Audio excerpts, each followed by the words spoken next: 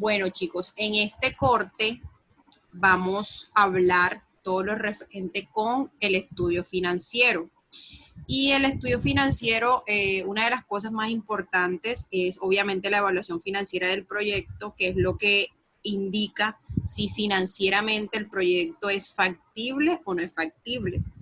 Para poder identificar si es factible o no, se necesitan ciertos valores, que es lo que les voy a explicar y ahorita les voy a mostrar la plantilla que vamos a trabajar. Lo primero que necesitamos es que para que un proyecto se ponga en marcha, un proyecto de inversión, necesita unas inversiones previas. Es decir, necesita todo lo que va a garantizar la operatividad del proyecto. Dentro de eso está lo que se conoce activos fijos, intangibles y el capital de trabajo. Los activos fijos son todos aquellos bienes que nosotros podemos ver, observar y que se utilizan dentro del proceso de transformación, ¿sí? Hablando del proceso de transformación, esto aplica tanto para una empresa productiva como para una empresa de servicio, es decir, es todo aquello referente con terrenos, obras físicas, equipos de planta, por ejemplo, maquinarias, pero también están todo lo que tiene que ver con oficinas, computadores, mesas, todo lo referente y la infraestructura necesaria de servicios de apoyo. También van en activos fijos. Todos los activos fijos tienen o se deprecian. ¿Qué significa que se deprecian? Que al pasar los años y el uso, ellos pierden valor, ¿cierto? Por ejemplo, un carro cuando sale del concesionario ya inmediatamente él va perdiendo valor. Ya inmediatamente él empieza, ya si vale 38 millones, apenas sale el concesionario, él empieza a disminuir el valor. Eso se debe por el uso, ¿cierto? Entonces eso se llama depreciación. Entonces la gran mayoría de los equipos y de la tecnología siempre tiene un porcentaje de depreciación que va entre 10% para equipos y 30% para tecnología.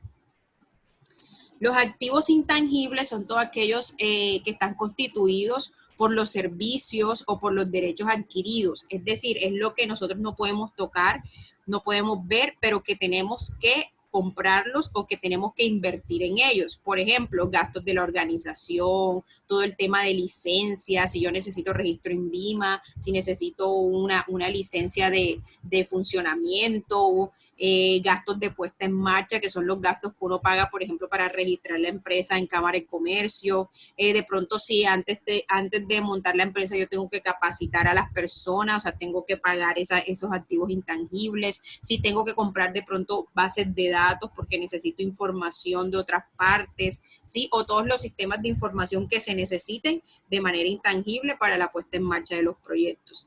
Y el capital de trabajo es aquel capital que está constituido por la operación normal del proyecto, es decir, por el ciclo productivo. Es lo que interviene dentro de los objetivos misionales de la empresa. Si es una empresa que va a hacer panes, ¿cuál es la materia prima y los costos para hacer panes? ¿Sí? Entonces aquí en el capital de trabajo incluye materia prima, incluye costos e incluye la mano de obra que está en el proceso productivo. Entonces, por ejemplo, si son panes, el panadero, el otro que le ayuda a hacer los panes, etcétera. También se necesita presupuesto de ventas. ¿Qué son los presupuestos de ventas? El presupuesto de ventas me va a garantizar a mí cuál va a ser el flujo de caja que va a tener el proyecto en un periodo de tiempo. Entonces, el presupuesto de ventas parte desde las ventas esperadas por el precio unitario, que son las ventas totales. Este presupuesto de ventas, ustedes lo hicieron cuando hicieron la demanda, ¿sí? Que es donde ustedes tenían la demanda esperada, que es la demanda que ustedes más o menos van a satisfacer, si es el 10% del total, el 15%, etcétera. Y el precio unitario de cada bien o servicio que ustedes van a producir. El presupuesto de venta se debe hacer generalmente, se hace en un periodo de 3 a 5 años. Para el caso de este proyecto lo vamos a hacer para un periodo de 3 años. El presupuesto efectivo de ventas va a depender de la política de ventas. ¿Qué quiere decir? Si se va a vender de contado, si se va a vender a crédito. Eso lo van a definir ustedes, cómo van a hacer las ventas en su negocio. Finalmente, viene la evaluación financiera. Ya cuando diligenciamos las primeras tablas de la plantilla en Excel que les voy a mostrar ahorita, es donde se digitan todo el tema de gastos. Y finalmente, cuando vayamos avanzando en la plantilla, van a ir notando que algunos valores se van a ir calculando solos porque es una plantilla que ya está montada. Entonces, la evaluación financiera siempre nos va a dar y nos va a ir generando un valor. Para esto necesitamos la tasa de descuento, que es el valor que nosotros tenemos que tener, por ejemplo, el valor que nosotros utilizamos como referencia para calcular o para determinar la demanda, que es la inflación, el IPC o la tasa representativa del mercado. Esa va a ser nuestra tasa de descuento.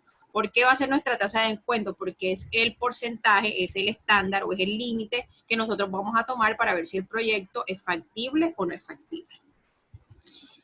El valor actual neto o el valor presente neto es un criterio que plantea si se acepta o no se acepta el proyecto.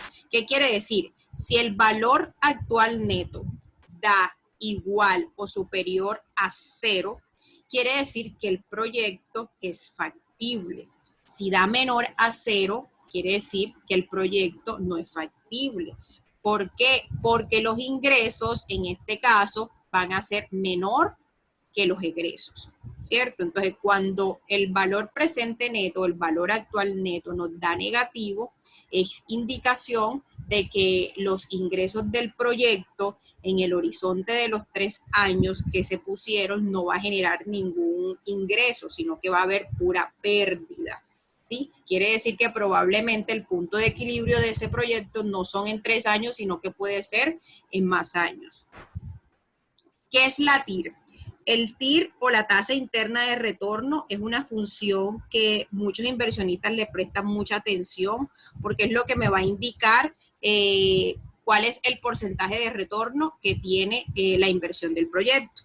La TIR generalmente se debe calcular con la tasa de descuento, perdón.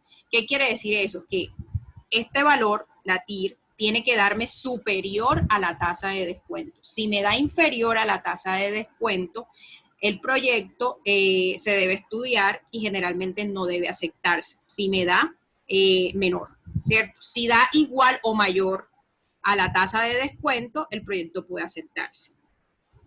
¿Qué pasa? Que muchas veces, por ejemplo, muchas veces sucede que el valor presente neto nos da positivo y la TIR nos da negativa o nos da menor que la tasa de descuento.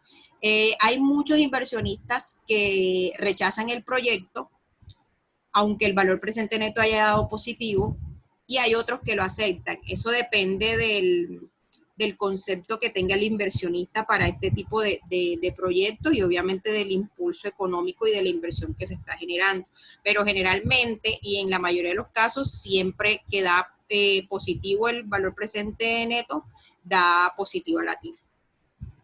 La relación costo-beneficio o relación beneficio-costo es un indicador que muestra cuántos pesos se obtuvo de rentabilidad adicional el inversionista por cada peso invertido del proyecto. Es decir, si a mí la relación costo-beneficio me da 1.4, por ejemplo, eso quiere decir que por cada peso invertido, ¿sí?, yo voy a ganar 4 pesos adicionales o el inversionista va a ganar 4 pesos adicionales. Obviamente que entre más grande sea la relación costo-beneficio va a ser mejor para el inversionista, ¿cierto?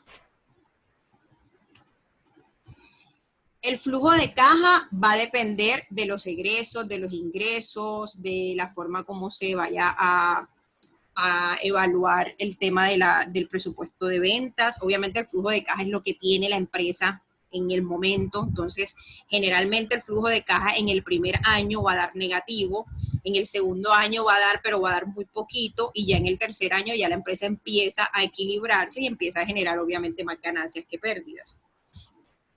Otra de las formas que se evalúa la evaluación financiera es a través de los estados de resultados, los estados financieros. El estado de resultado me va a verificar cuáles son las pérdidas o las ganancias, es decir, si el proyecto está en superávit o en déficit, en su defecto, teniendo en cuenta el año o el periodo que se está calculando. Y el balance general es aquel balance donde obviamente el primer balance siempre me va a dar donde solamente son las inversiones, no va a haber de pronto ninguna ganancia en el momento, porque es el primer balance, pero obviamente se va a hacer teniendo proyecciones. Hasta aquí les voy a explicar porque los escenarios se los explico en la próxima clase. Ahora les voy a mostrar la plantilla para que ustedes, para mostrarles a ustedes qué es lo primero que vamos a hacer.